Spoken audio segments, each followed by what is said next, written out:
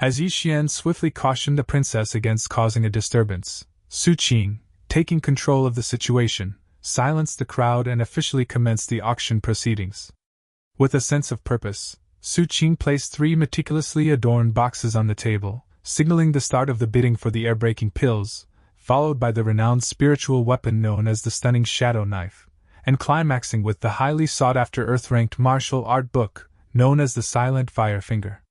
However, before Su Qing could complete her sentence, a collective gasp of surprise filled the air as a potent wave of energy surged towards them. Momentarily bewildered, Su Qing's confusion quickly dissipated as she recognized the incoming assault, realizing they were under attack. Amidst the ensuing chaos, Yi Xian instinctively reached out to shield the princess, cautioning her to exercise caution. Yet the princess's concerns seemed fixated on the stolen Earth-ranked martial art book. Standing as her protector, Yi Xian confronted the cloaked assailant, pressing her for answers regarding her motives. As a gust of wind unveiled the cloaked female's face, her true identity was revealed to be Tube Yen. Without uttering a word in response to Yi Xian's inquiry, Tube Yen sprang into action, launching a swift and precise attack directed at Yi Xian. Once the assault subsided, Yi Xian immediately checked on the princess, ensuring her safety and well-being. Expressing her frustration, the princess assured Yi Xian that she was unharmed, emphasizing the urgency of reclaiming the stolen Earth-ranked martial art book as their foremost priority. Surveying the dispersing crowd, the princess's fury flared, condemning the audacity of the thieves who dared to rob from her. While examining the boxes, Yi Xian's discerning gaze fell upon a solitary gold coin placed atop one of them. The realization dawned upon him, connecting the dots and confirming that Tube Yen was indeed the perpetrator behind the theft of the book. As Yi Xian sprung into action, he informed the princess of his intention to pursue the cloaked female. He also urged her to locate the members of the drunken immortal house, emphasizing their responsibility for the unfolding incident. Responding to Yi Xian's plan, the princess expressed concern for his safety, acknowledging the adversary's formidable cultivation level and urging him to exercise caution. Yi Xian assured her that he understood the risks involved. Meanwhile, on the rooftop of the establishment, an elder intercepted Tube Yen, demanding an explanation for her identity and the motives behind her attack on the drunken immortal house.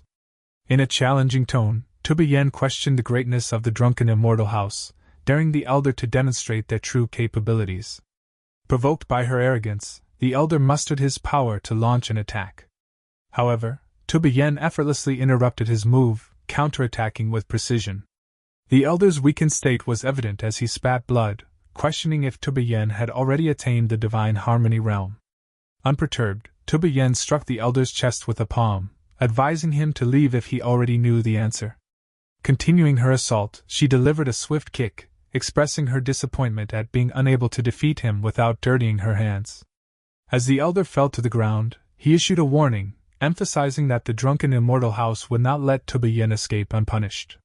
Observing the fallen elder, Tube Yen derisively questioned whether such behavior was typical of the people in Jiang, dismissing his final words as mere nonsensical ramblings. As he observed the unfolding events in secret, Yi Xian was astounded by Tube Yan's incredible cultivation, causing perspiration to bead on his cheek. Maintaining his hidden position, a voice suddenly resonated within his mind, urging him to pursue the cloaked female. Surprised by the familiar voice, Yi Xian whispered, acknowledging that his master had finally revealed herself. In response, his master sternly instructed him to abandon any hesitation and go after Tube Yen. She revealed that Tube Yen exuded an unmistakable aura of the Tao. Intrigued, Yi Xian inquired whether the Tao resided within Tube Yen herself. His master admitted uncertainty but could sense a faint trace of the Tao enveloping Tube Yen. With this knowledge, they needed to capture her and extract the details. Yi Xian hesitated, pointing at himself as he questioned his master's intentions, expressing doubts about his ability to apprehend someone of Tube Yan's superior strength. He believed it would be a futile endeavor. However, his master grabbed his hand and forcefully pulled him along, assuring him that as long as he was by her side, no one would dare harm him, regardless of their opponent's power or wealth. Reluctantly, Yi Xian agreed, though fear still lingered within him. Outside the city, a sudden and immense shockwave rippled through the surroundings as 3 individuals clashed at its epicenter. Observing the scene from a distance, Yixian turned to his master, inquiring whether the robed woman also possessed knowledge of the Tao. His master responded honestly, admitting that she was uncertain but believed the woman must have sensed the power of the earth, the very force that nurtures the Tao. As they observed Tobiyen, his master silently acknowledged the woman's formidable abilities and her successful resistance against the two divine harmony realm experts from the drunken immortal house. Intrigued by the situation, Yixian proposed to his master that they swiftly move to another location where there was no activity, suggesting they could reap the benefits. Unbeknownst to him, an unknown voice behind him commented approvingly, noting the merits of his plan. Confused by the unexpected remark, Yixian called out to his master. However, as he turned his gaze, he realized with a jolt of realization that it was Tobiyen herself who stood behind him, her knife poised menacingly against his neck. Understanding the direness of his predicament, Yixian's disappointment was palpable as he cast a desperate look at his surroundings, privately calling out to his master for guidance and support. Tobiyen threateningly confronted Yixian, noting that he had been following her all this way and questioned if he was seeking death. With the sharp edge of a knife pressed against his neck, Yixian nervously inquired about her intentions. In response, Tobiyen offered him a deal, stating that she would spare his life if he agreed to carry her to the Ning country. Carefully observing Tobiyen, Yixian noticed that she was actually injured in her legs. Confidently addressing Tobiyen, Yixian acknowledged that he was well aware he couldn't match her in strength. However, he pointed out that if he created a disturbance, the experts from the drunken immortal house would be alerted and come in their direction. Adding to this, Yixian questioned if she still have the energy to deal with them in her current state. Unable to refute his observation, Tobiyen could only stare at Yixian with anger. However, her expression suddenly changed to a sinister smile as she tightened her grip on his neck while admitting that he was right. She acknowledged her lack of energy to face Divine Harmony realm experts. However, she confidently claimed that she could easily handle him within a 50-foot radius and kill him without leaving a trace. Upon hearing her words, Yixian tightened his grip on his sword and declared that if that was the case, they should face death together. Hearing his bold response, Tobiyen released her hold on Yixian and remarked that she had underestimated his courage. Curiously, she asked him what he wanted from her in exchange for carrying her to the Ning country. Yixian stated his 3 demands without hesitation. First, he wanted to preserve his own life. Second, he requested the return of the martial arts book that belonged to his friend. And third, he asked Tobiyen to reveal the location where she had sensed the power of the earth. Tobiyen was taken aback by his request, prompting her to question how he knew about her experience with the power of earth. Yixian, unfazed, dismissed her inquiry, emphasizing that it was not her concern. He then inquired whether she intended to accept his terms or not. With a smile, Tobiyen agreed and requested to be transported to Ning country. After finalizing their agreement, Yixian proceeded to carry Tobiyen on his back. Upon reaching the border between Jiang and Ning, Yixian informed Tobiyen of their arrival and suggested that she continue on her own. Tobiyen countered Yixian's statement, reminding him that he had promised to carry her all the way to Ning country, not just to its border. Yixian, addressing the woman on his back, inquired whether she had set up an ambush nearby, emphasizing the importance of keeping promises and avoiding any negative consequences. Tobiyen reassured him, stating that she had no intention of harming him, disabling him, or imprisoning him. With a mischievous smile, Tobiyen playfully commented on her weight, teasing Yixian about his sweat and offering to wipe his face. Yixian reluctantly declined her offer, insisting that it was unnecessary. However, to his astonishment, Tobiyen swiftly placed her hand over Yixian's mouth, causing him to involuntarily swallow something. Realizing what had happened, Yixian swiftly threw Tobiyen off his back, his anger evident as he demanded an explanation for what she had forced him to ingest. Unfazed by his reaction, Tobiyen smirked and informed Yixian that it was the renowned golden pill of the Ning kingdom. She claimed that it had the power to sustain a man's vigor throughout the night and insinuated that Yixian was fortunate to have ingested it. Mockingly, she added that they were in the frozen forest and questioned how he would find a companion there, given the absence of people but abundance of wild beasts. Weakened and unsteady on his feet, Yixian retorted that Tobiyen was a treacherous woman. Gazing at his struggle, Tobiyen taunted him, pointing out that she hadn't killed, injured, or imprisoned him. Desperate, Yi Xian extended his hand towards Tu Bian, pleading for her to return the book of martial arts. In response to Yi Xian's plea, Tu Bian replied that he should go and ask the king of hell for it, mocking him further as she left with a smirk. However, just as Tu Bian began to make her exit, the lurking master interjected, expressing disdain for individuals who failed to uphold their promises. Caught off guard, Tu Bian turned her gaze towards the voice, only to be struck forcefully in the stomach by the master. The blow caused her to double over in pain. Swiftly, the master conjured 2 swords made of qi, effectively trapping Tu Bian on the ground, rendering her helpless. In her current predicament, Tu Bian angrily inquired about the master's identity, demanding to be released immediately. Ignoring her question, the master responded by stating that she had blocked the meridians in Tu Bian's body with her sword light. She advised her not to attempt using her energy if she didn't want to die, leaving Tu Bian helpless and enraged. The master addressed Yi Xian, who was struggling to control himself, and suggested that he use Tu Bian to cure his condition since she had poisoned him. Following the suggestion, Yi Xian lunged at Tu Bian like an animal, causing her to tremble. She threatened to kill him if he dared to touch her. While touching her face, Yi Xian commented that if she wanted to place blame, she could only blame herself. Later on, Tu Bian could only struggle helplessly, as you know what happens next. The next morning, Yi Xian looked at Tu Bian, realizing the severity of his actions. He questioned his master, asking why she hadn't intervened to stop him. The master reluctantly replied, stating that there was no way to stop it, and inquired about how she could detoxify him. Yi Xian, still gazing at Tu Bian, wondered how he had ended up in that situation and contemplated what to do next. The master responded, suggesting that since Yi Xian had the upper hand, he should be content and kill her to avoid being killed by her in the future. Surprised by the suggestion, Yi Xian asked if he should really kill her. The master replied, questioning what else they could do.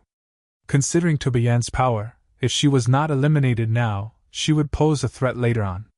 Yi Xian pointed out that he had been intimate with her, finding it too extreme to kill her now. The master informed Yi Xian that her assistance on the cloud boat had drained a significant amount of her energy, and the recent fight had worsened her condition. She mentioned that as a result, she would soon enter a deep sleep. Therefore, they needed to determine the location of the Tao on that day.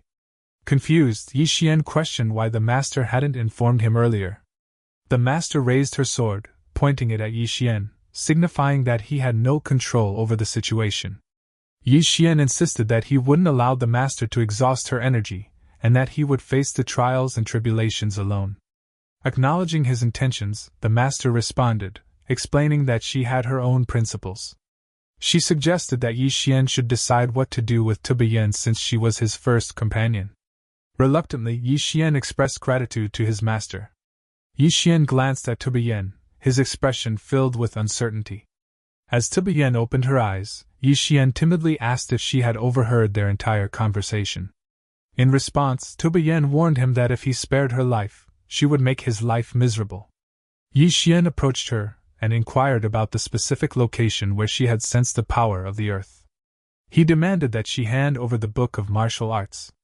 Tu Bian sneeringly remarked that he had insulted her and yet expected her to give something to him, stating that he was merely dreaming. With an angry expression, she pointed out that he already knew whether she had anything hidden on her body or not. Surprised by her response, Yi Xian insisted that the book belonged to his friend and demanded that she surrender it. However, the master took Yi Xian's hand and informed him that they should leave. She advised him not to engage in conversation with the woman, stating that the sought-after item was not in her possession. Yi Xian, feeling confused, inquired how his master knew this. His master replied that she had searched through the woman's clothes the previous night. She further stated that if they returned to the Two-World City, they would likely discover the location where they could find the power of the earth. Yi Xian questioned whether the Tao, referring to the power of the earth, resided in the city of two worlds. The master responded, saying that if she wasn't mistaken, it should be located in the Sword Master's mansion. As they became smaller silhouettes in Tu Bian's eyes, she trembled with anger. Her qi violently escaped her body as she recalled Yi Xian's name. In a burst of explosive qi, Tuba Yen vowed that she would ensure he met a wretched demise. Meanwhile, continuing their journey, Yi Xian addressed his master, recalling that the woman they encountered had not revealed where she felt the power of the earth. His master instructed him to follow her guidance without question and to keep moving forward. Halting his steps, Yi Xian remarked on the increasing heat around them and asked his senior if she felt the heat as well. The master reassured him, saying that it was okay and urged him not to stop but to keep going. As they arrived at a massive hole in the ground, Yi Xian observed and remarked to his master that there seemed to be something down there. The master instructed him to protect his body with his sword energy, and mentioned that they would go and check it out. Yi Xian swiftly agreed to her instructions. As they proceeded to observe the lava, Yi Xian expressed his surprise as a circular object suddenly emerged from the molten substance. Noting his attention, the master informed him that it was the Earth Tao. She explained that if he managed to subdue it, in future battles, he would be able to access a constant flow of earth power simply by stepping on the ground. Yi Xian inquired whether it could also suppress the demon beast on the second level of the Boundless Tower. The master replied that it remained uncertain, but with this Tao, he would gain full control over the first level of the Boundless Tower, and be able to utilize it to suppress his enemies. Hearing this, Yi Xian exclaimed with enthusiasm and asked the master to tell him how to acquire it. The master cautioned him not to get too elated and explained that although the Tao had sustained severe injuries, it would instinctively resist. Therefore, if he attempted to subdue it, he might experience intense pain. Despite his nervous expression, Yi Xian insisted that he could endure the pain even if it was intense. The master responded, acknowledging his determination, and told him to calm himself and listen attentively to her instructions. Yi Xian replied with resolve, stating that he would do so.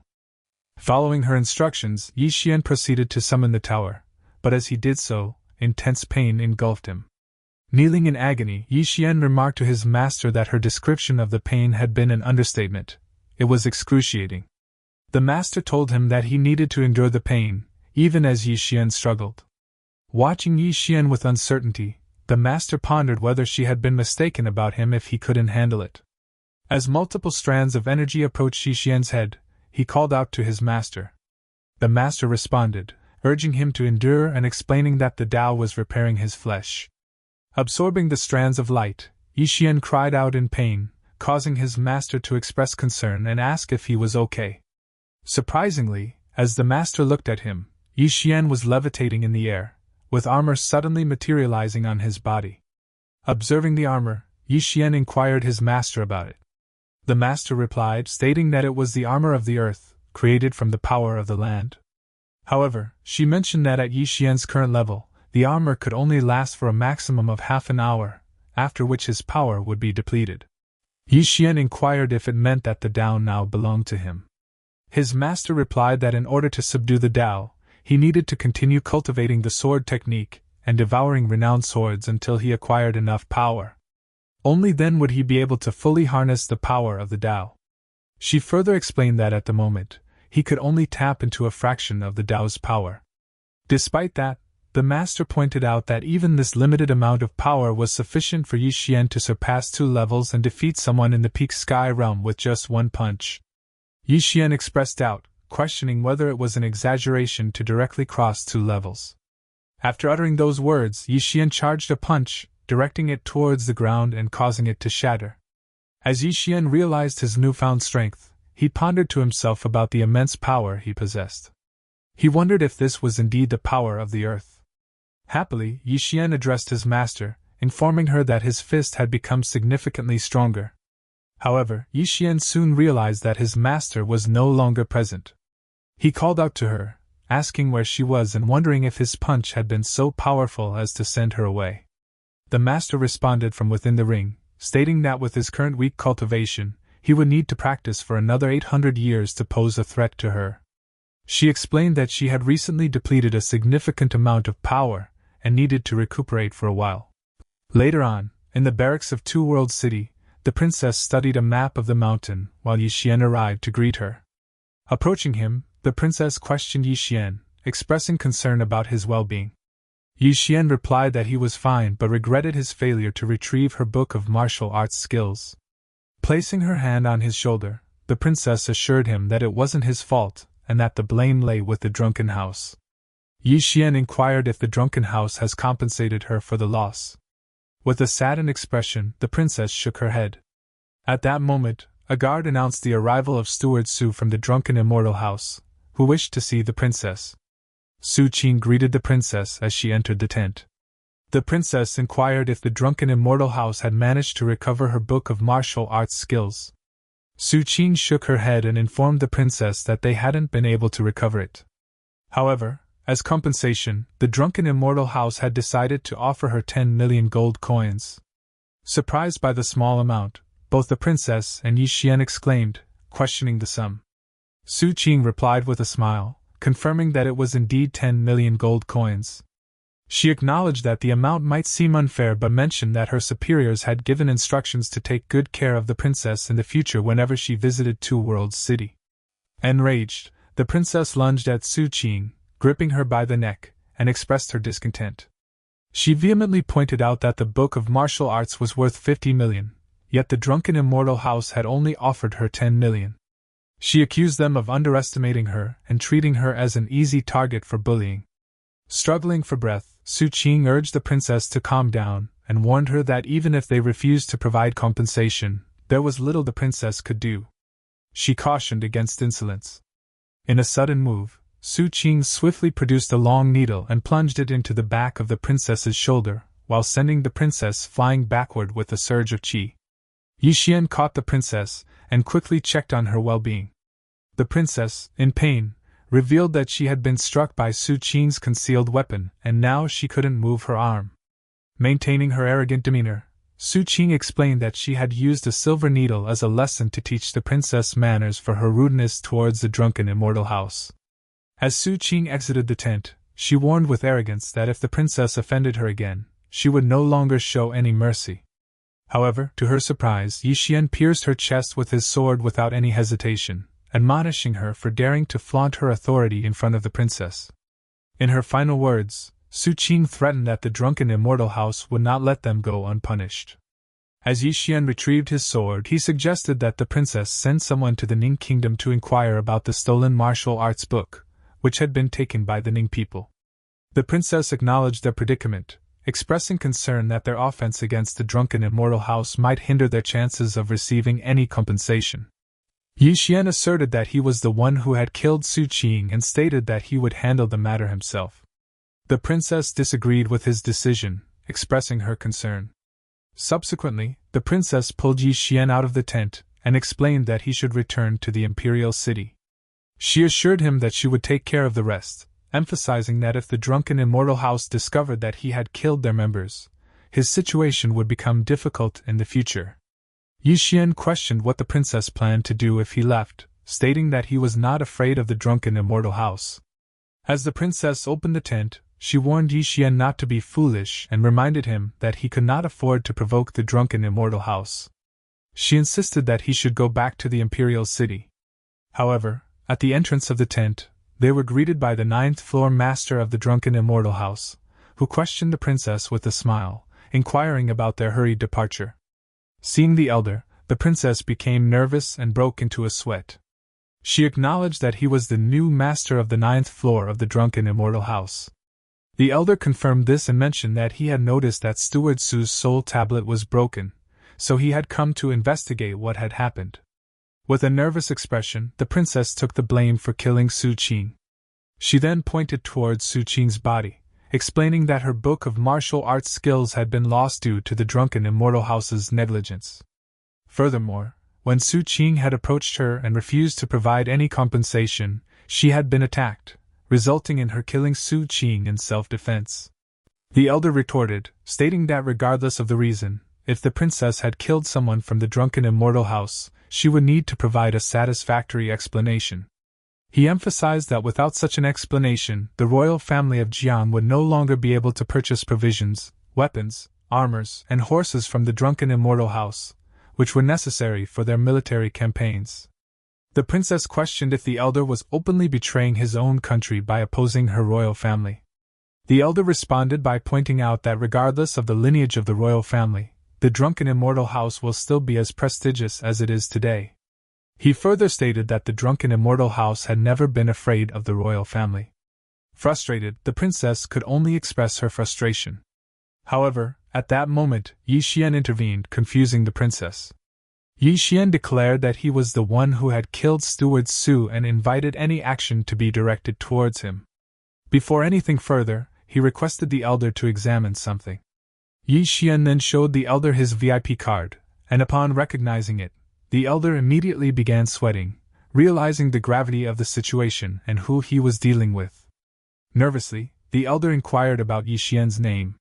Yi Xian replied by expressing his desire to see the third-floor master and instructing the elder to summon him immediately. Curious, the elder asked who Yi Xian was and why he possessed a purple card. In response, Yi Xian waved his hand dismissively, stating that the elder was not qualified to speak with him and insisting that the third-floor master be called. Later on, as Yi Xian and the nervous elder sat down, Yi Xian inquired why the elder was hesitating and asked if he thought his card was fake. In response, the elder took out a purple stone and assured Yi Xian that he did not doubt the authenticity of the card. With a trembling hand, the elder used the purple stone to send a message to the third-floor master, requesting his immediate presence at the ninth princess's tent, explaining that there was a young man with a purple card who wished to see him. Upon hearing the elder's words, Yi Xian experienced a sense of relief, realizing that his plan had been successful. He reflected to himself that he had been extremely fearful, thinking that if the elder hadn't called the third-floor master, he wouldn't have known how to handle the situation. In the subsequent events, the third-floor master arrived and inquired about the reason for his summons, wondering if it had any connection to his drunken immortal house. Yi Xian explained that he had asked the ninth princess to auction a top-grade martial arts book valued at 50 million at the drunken immortal house. However, it was unexpectedly stolen during the auction. Steward Su from the drunken immortal house informed Yi Xian that he would only receive 10 million as compensation and advised him to accept it. Consequently, in a fit of anger, Yi Xian confessed to killing her. Upon hearing this, the elder glanced briefly at Su Qing, who was lying on the floor. Internally, he acknowledged that 50 million was a substantial sum but also recognized that Yi Xian's master was a sword immortal. The elder assured Yi Xian not to be distressed, stating that the blame rested with the drunken immortal house. After making this statement, the third-floor master urgently addressed the ninth-floor master, questioning why he was withholding the money from Yi Xian. In disbelief, the ninth-floor master responded, remarking that 50 million is a big amount.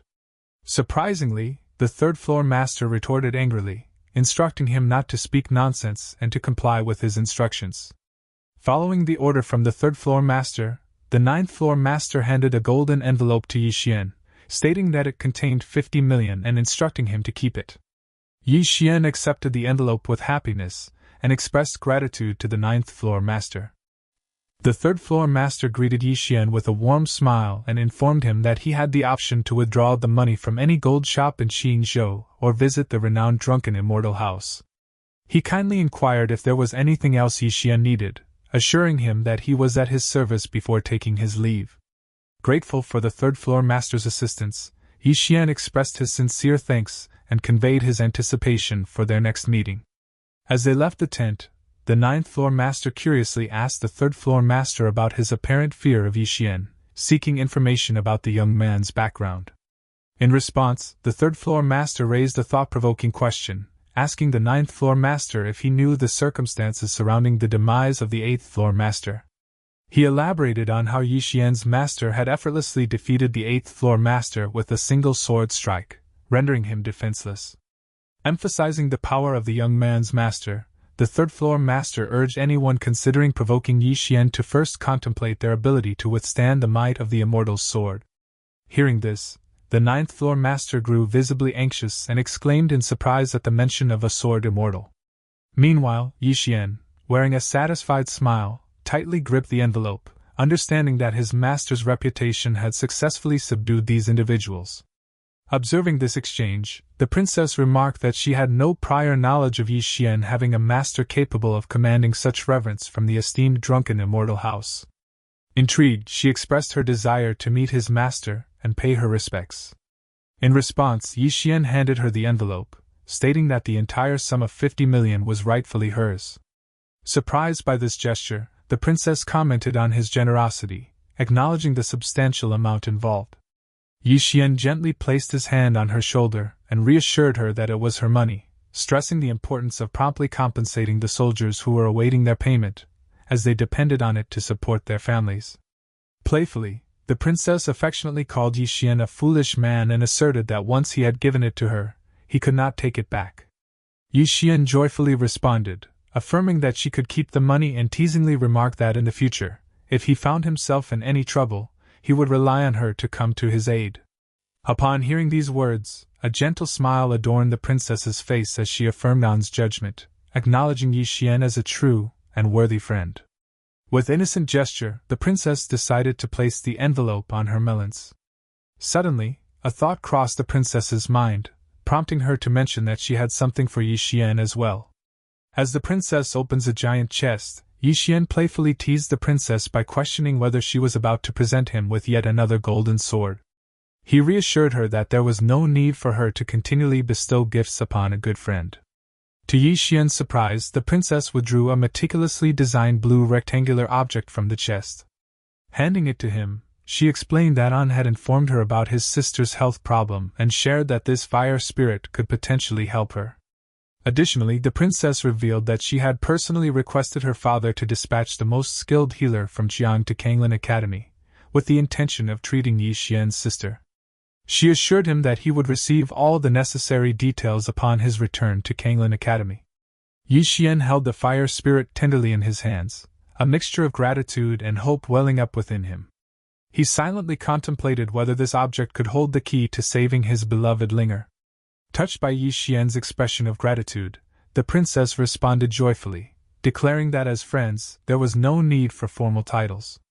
She suggested that he address her as Jiang Jiao or Xiao Jiao instead. Enthralled by the princess's sweet countenance, Yi Xian's gaze lingered for a moment before he agreed, finally addressing her as Xiao Jiao, cementing their friendship with newfound warmth and familiarity. However, their tranquil moment was abruptly shattered by a violent earthquake, causing Yi Xian to instinctively question the source of the disturbance.